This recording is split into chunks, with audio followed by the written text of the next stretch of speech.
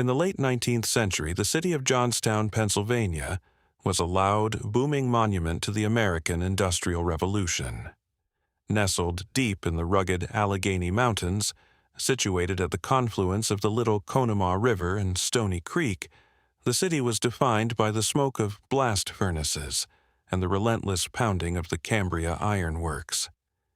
It was a hard-working valley inhabited by over 30,000 people, mostly Welsh and German immigrants, steelworkers and coal miners who had built a thriving community of neighborhoods, schools, churches, and bustling main streets.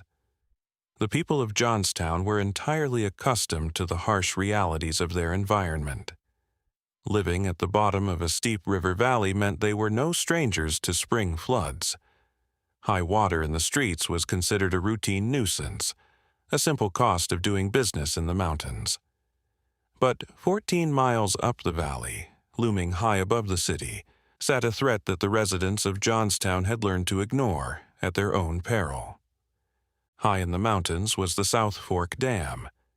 It was an enormous earth-fill dam, originally built by the state of Pennsylvania in the mid-1800s as a reservoir for a canal system. When railroads rendered the canals obsolete, the dam was abandoned, sold off, and left to decay in the wilderness.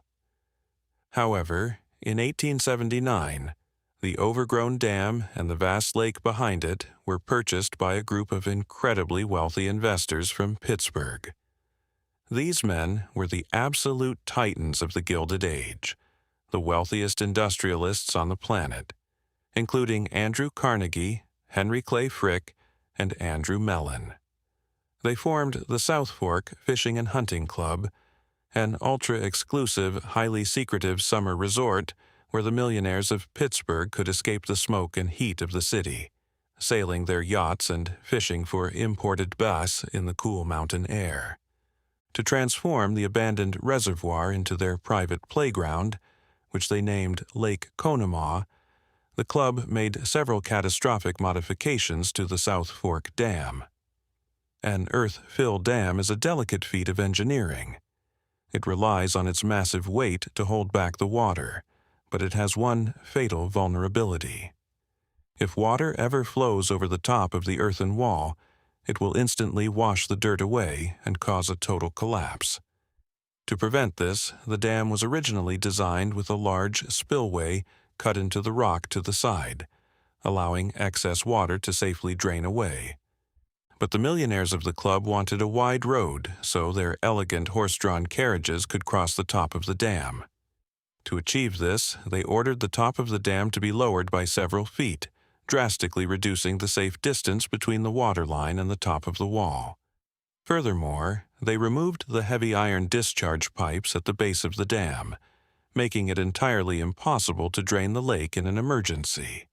Finally, and most fatally, the club members were fiercely protective of the expensive game fish they had imported to stock the lake. To prevent the fish from escaping down the spillway during heavy rains, they installed massive iron grates over the spillway entrance. The engineers at the Cambria Iron Works down in Johnstown realized exactly what the club had done.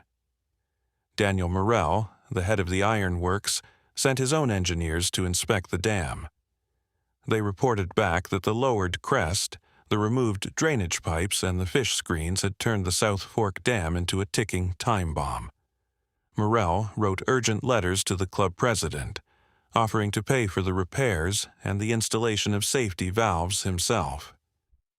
The club completely ignored his warnings. Over the years, the dam leaked constantly. Down in Johnstown, the threat of the massive lake suspended above their heads became a morbid local joke. Whenever it rained, people would laugh and say, "The dam is going to break." They had lived in the shadow of the threat for so long that they had grown completely numb to it.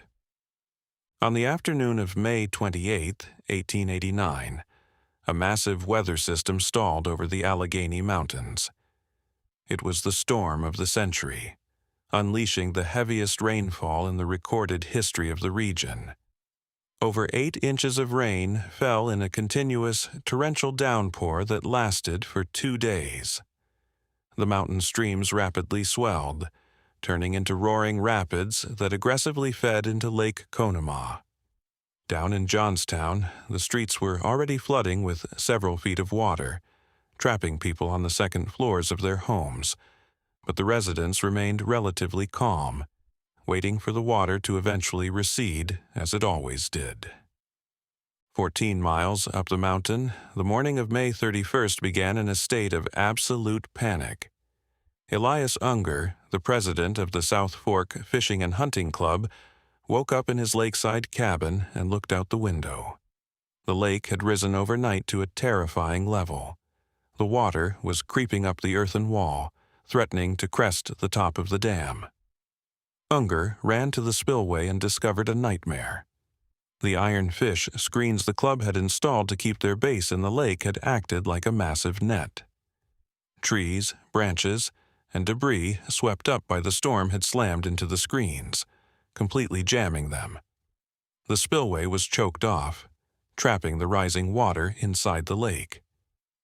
Unger desperately organized a crew of local Italian laborers to save the dam. They took pickaxes and shovels and tried to dig a new emergency spillway into the side of the hill, but they hit solid bedrock and could not dig deep enough to divert the water. They tied heavy ropes to the iron fish screens, attempting to use teams of horses to rip the grates out and free the blocked spillway, but the immense pressure of the lake pinned the screens tightly in place. By early afternoon, the water was mere inches from the top of the lowered carriage road.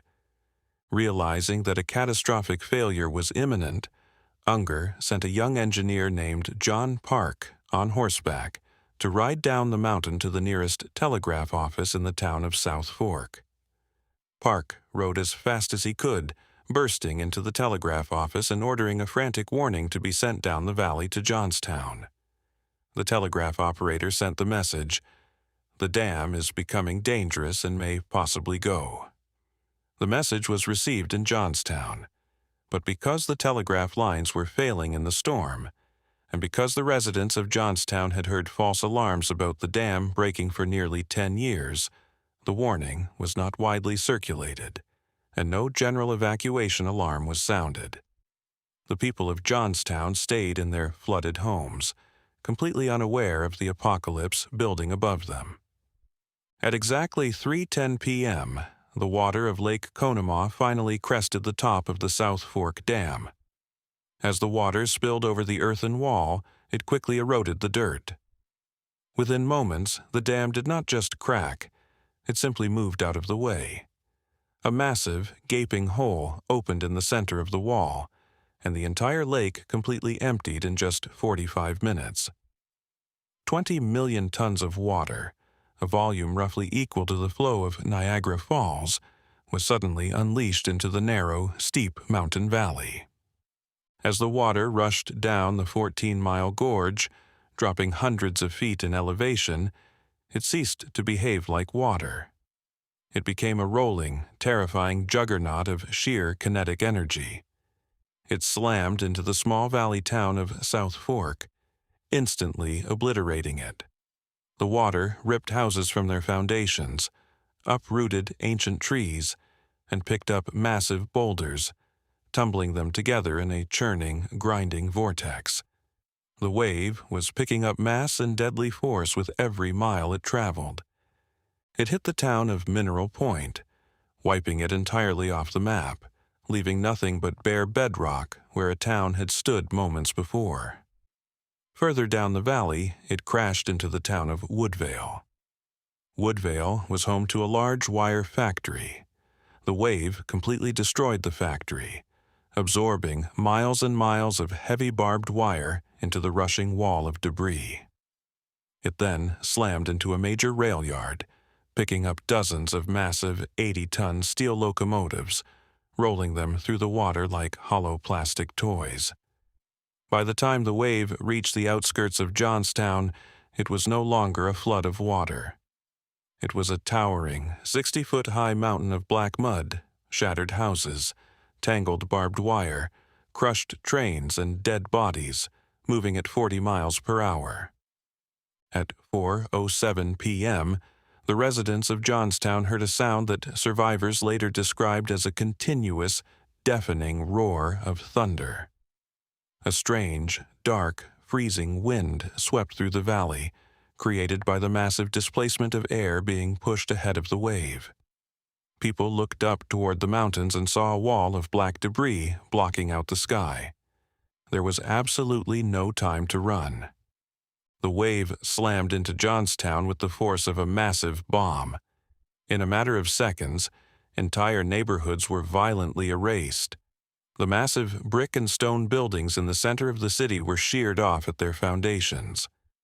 Thousands of people were trapped inside their homes as the houses were ripped from the earth, tossed into the churning vortex, and ground into splinters. People who managed to climb onto the roofs of their floating houses were forced to desperately jump from roof to roof as the buildings violently collided and shattered in the surging torrent. The sky turned completely dark with the thick dust of thousands of collapsing structures. The destruction of the city was horrific, but the nightmare was about to reach its terrifying climax at the far end of the valley. At the bottom of Johnstown stood the Stone Bridge, a massive, heavily engineered, 7-arch railroad bridge built by the Pennsylvania Railroad. The bridge was so incredibly sturdy that when the rolling mountain of debris slammed into it, the stone arches held firm. The bridge acted like a second dam, abruptly halting the momentum of the wave. The debris instantly piled up against the stone arches, building a massive, tangled mountain of wreckage that reached 40 feet high and covered over 30 acres. Entangled deep within this massive pile of shattered lumber, barbed wire, and train cars were thousands of human beings who had miraculously survived the initial impact of the wave. They were pinned in the wreckage, many of them injured, trapped in the freezing water, desperately calling out for help to the survivors who had managed to scramble up the steep hillsides surrounding the valley. Then the final horror struck. During the destruction of the rail yard, several tanker cars filled with petroleum had been crushed, coating the entire mass of debris in highly flammable oil. Somewhere, deep inside the 30-acre pile of wreckage, sparks from a destroyed cast-iron cooking stove ignited the oil. In a matter of minutes, the massive mountain of debris caught fire. The flames spread aggressively across the oil-soaked wood. Hundreds of people who had survived the terrifying ride down the valley, who had lived through the complete destruction of their city, found themselves hopelessly pinned in the wreckage as a roaring, inescapable inferno swept over the stone bridge.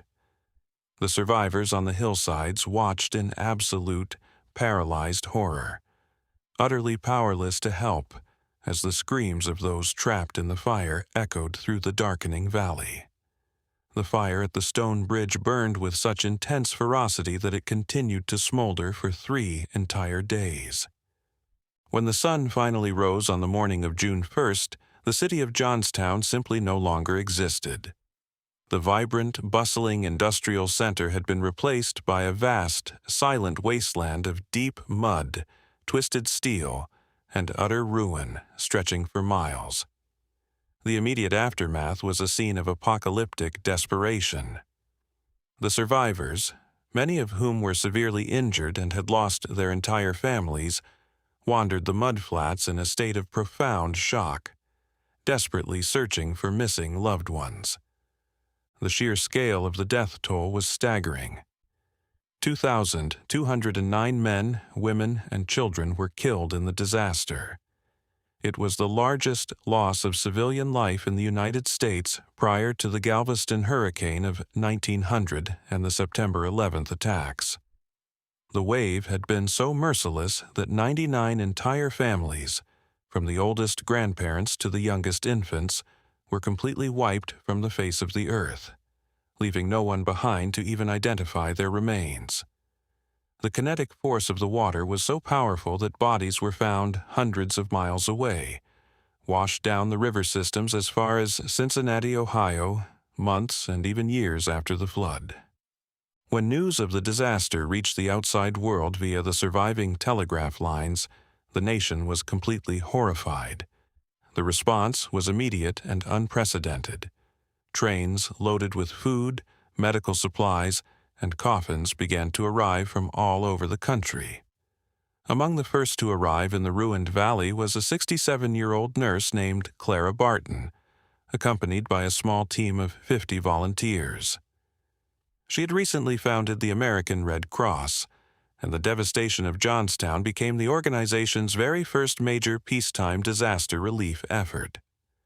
Barton and her team remained in the mud-soaked valley for 5 agonizing months, building temporary shelters, distributing supplies, and treating the thousands of traumatized, homeless survivors, permanently cementing the Red Cross as the premier disaster relief organization in the United States. As the shock of the disaster slowly faded, it was replaced by a deep, burning, and entirely justified outrage. The survivors in Johnstown and the American public at large directed their fury squarely at the wealthy industrialists of the South Fork Fishing and Hunting Club. The press heavily publicized the fact that the millionaires had recklessly modified the dam, ignored the explicit warnings of engineers, and prioritized the safety of their imported game fish over the lives of 30,000 working-class people living in the valley below. The calls for justice were deafening.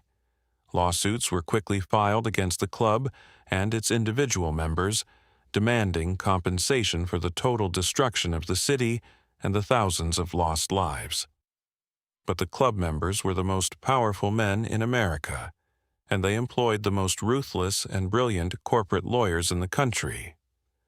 The legal defense they mounted was a masterclass in corporate evasion. First, the lawyers argued that the South Fork Fishing and Hunting Club was organized as a limited liability corporation. This meant that the individual millionaires, like Carnegie and Frick, could not be held personally responsible for the actions of the club, shielding their massive personal fortunes from any legal judgment. The club itself had virtually no financial assets, making a lawsuit against the entity completely pointless. Secondly, the lawyers successfully weaponized the weather. They pointed to the unprecedented historical rainfall of May 1889. They argued that the storm was so severe that no dam could have possibly withstood the water. They legally categorized the catastrophic failure of the South Fork Dam not as a result of human negligence, but as an act of God. The strategy was brutally effective. The courts sided with the wealthy industrialists. The act of God defense held up in court, absolving the club of any legal responsibility. Despite being directly responsible for the modifications that doomed the dam, and despite the deaths of over 2,000 people, not a single member of the South Fork Fishing and Hunting Club was ever held legally liable. They were never forced by the courts to pay a single dime in damages to the survivors of Johnstown.